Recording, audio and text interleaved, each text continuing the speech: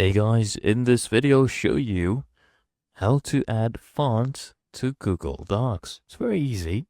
So here we have the font section. If I click on this down arrow, we see this option that says more fonts.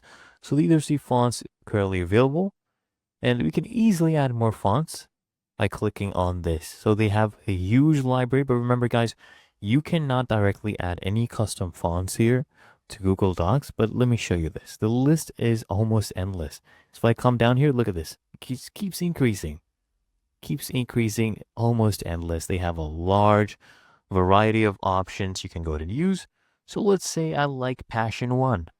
So click on Passion 1, click on OK, and it will be added to my fonts. So there we go. Let me highlight this text and turn it into Passion 1. There we go.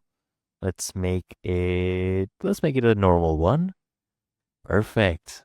As you can see, it was really that easy and simple.